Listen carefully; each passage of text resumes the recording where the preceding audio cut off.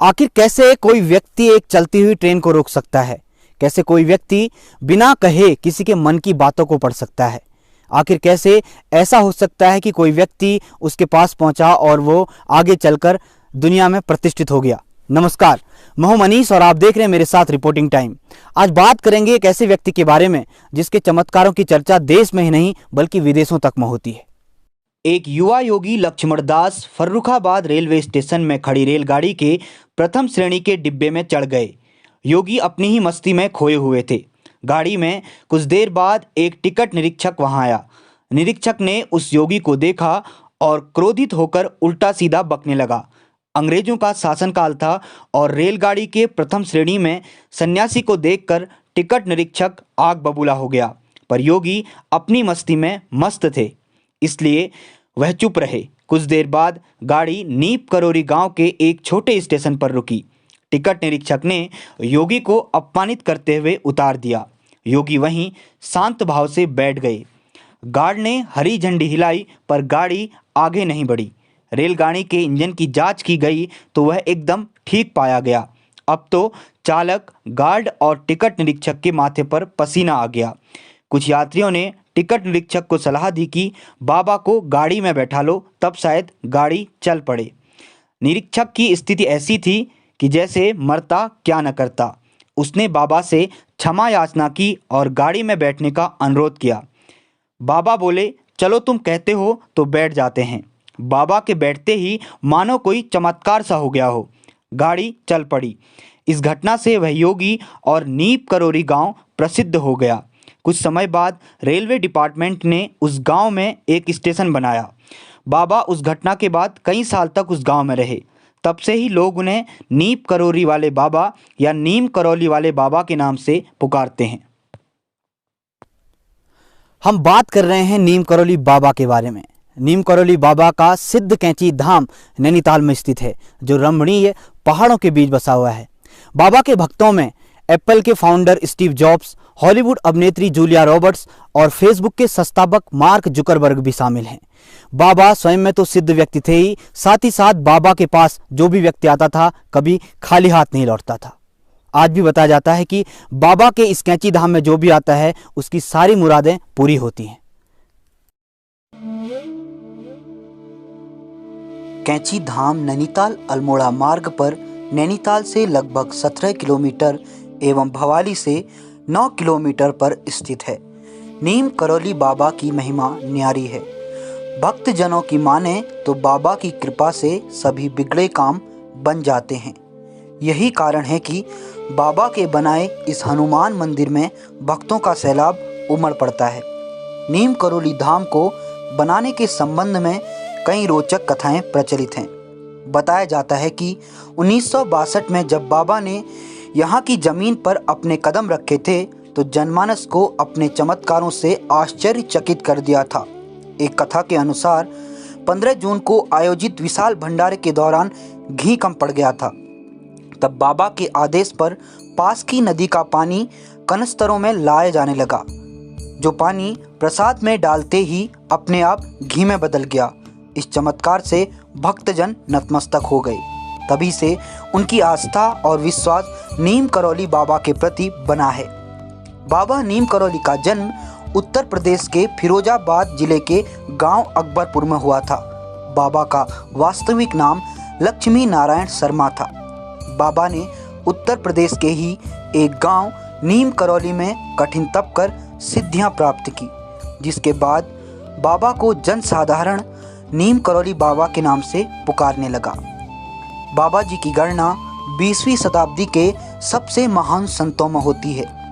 बाबा ने 15 जून 1964 को कैंची धाम में हनुमान जी की मूर्ति की प्रतिष्ठा की।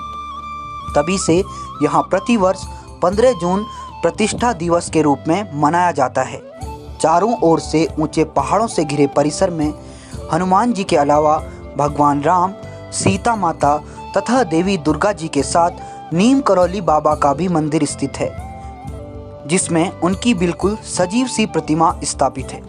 कैंची धाम मुख्य रूप से बाबा नीम करौली और हनुमान जी की महिमा के लिए प्रसिद्ध है। ऐसी मान्यता है कि यहाँ आने पर व्यक्ति अपनी समस्याओं के हल स्वतः प्राप्त कर लेता है। हर साल यहाँ 15 जून को मेला लगता है, जिसमें देश विदेश से भक्तजन यहाँ पधार कर अपनी श्रद्धा व आस्था को बाबा के समक्ष व्यक्त करते हैं। मान्यता है कि यहाँ पर श्रद्धा एवं विनय पूर्वक की गई पूजा कभी भी व्यर्थ नहीं जाती तथा मांगी गई हर मनौती पूर्णतया फलीभूत होती है। कई सफल लोगों के लिए बाबा का यह कैंची धाम प्रेरणा स्रोत साबित हुआ। एप्पल की नींव रखने से पहले स्टीव जॉब कैंची धाम आए थे। यहीं से उनको कुछ अलग करने की प्रेरणा मिली थी। 27 सितंबर 2015 को जब भारतीय प्रधानमंत्री श्री नरेंद्र मोदी फेसबुक के मुख्यालय में थे और बातों का दौर चल रहा था, तो जुकरबर्ग ने कहा था कि जब वो इस कन्फ्यूजन में थे कि फेसबुक को बेचा जाए या नहीं, तब एप्पल के फाउंडर स्टीव जॉब्स ने इन्हें भारत के एक मंदिर में जाने की सलाह दी। वहीं से इन्हें कंपनी के लिए एक नया मिशन मिला। जुकरबर्ग ने बताया था कि वे 1 महीना भारत में रहे। इस दौरान वे उस मंदिर में भी गए थे और यह मंदिर कोई और नहीं बल्कि बाबा नीम करौली का अद्भुत सिद्धधाम कैंची था।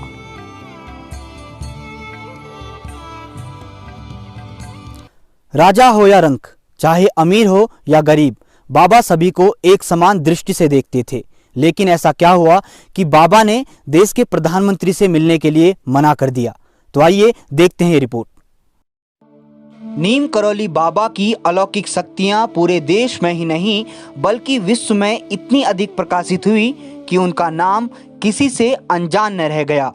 पंडित गोविंद वल्लभ पंत, डॉक्टर संपूर्णानंद, राष्ट्रपति वीवी गिरी, उपराष्ट्रपति गोपाल स्वरूप पाठक, राज्यपाल व केंद्रीय मंत्री रहे के.एम. मुंशी, जुगल किशोर बिड़ला, महाकवि सुमित्रानंदन पंत और देश के पहले प्रधानमंत्री पंडित जवाहरलाल नेहरू जैसी बड़ी बड़ी हस्तियां भी बाबा के दर्शन के लिए आती रहती थी। नीम करौली बाबा राजा हो या रंक, अमीर हो चाहे गरीब, सभी का समान रूप से पीड़ा निवारण करते थे। उनके उपदेश लोगों को पतन से उबारते और सन्मार्ग की ओर चलाते थे। एक बार ऐसा भी हुआ जब बाबा ने प्रधानमंत्री से मिलने के लिए मना कर दिया। यह घटना तब की है जब बाबा अपने कानपुर प्रवास में थे। बाबा लगभग 200 भक्तों के साथ कानपुर के सरसैया घाट पर बैठे थे। तभी वहां कानपुर के डीएसपी एवं एसपी आए और महाराज जी से निवेदन किया कि गुलजारी लाल नंदा और लाल बहादुर शास्त्री जी आपसे मिलना चाहते हैं। पर बाबा ने उनसे मिलने के लिए साफ साफ इनकार कर दिया। इसके बावजूद पुलिसकर्मी लाल बहादुर शास्त्री और गुलजारी लाल नंदा को लेकर बाबा के पास पहुंच गए। तभी अचानक बाबा अंतर्ध्यान यानी कि गायब हो गए। इस घटना के बाद जब लाल बहादुर शास्त्री और गुलजारी लाल नंदा वहां से चले गए, तब बाबा पुनः भक्तों के बीच आ गए। तब उन्हीं में से एक भक्त भगवती सेवक वाजपेयी ने पूछा कि आपने उनको दर्शन क्यों नहीं दिए। तब बाबा ने कहा, जब मैं किसी खास और आम व्यक्ति में अंतर नहीं करता तो उन्हें भी मेरे पास खास व्यक्ति बनकर नहीं आना चाहिए था। अगर वो सीधे मेरे से मिलने आते तो मैं उनसे मिल लेता, लेकिन उन्होंने अपने और मेरे बीच में पुलिस की दीवार खड़ी कर दी, इसलिए मैं उनसे मिलना नहीं चाहता था। नीम करौली बाबा का अंतिम समय वृंदावन में बीता और 11 सितंबर 1973 की अर्धरात्रि को धीरे धीरे कई बार जय जगदीश हरे पुकारते हुए बहुत ही शांति के साथ ब्रह्म में लीन हो गए। तो ये थी हमारी खास आध्यात्मिक पेशकश बाबा नीम करौली के चमत्कारों के बारे में। तो ऐसे ही अन्य सिद्धधाम भी भारत में हैं। ऐसे ही और एपिसोड देखने के लिए बने रहिए रिपोर्टिंग टाइम के साथ। नमस्कार। Subscribe now and press the bell icon. Never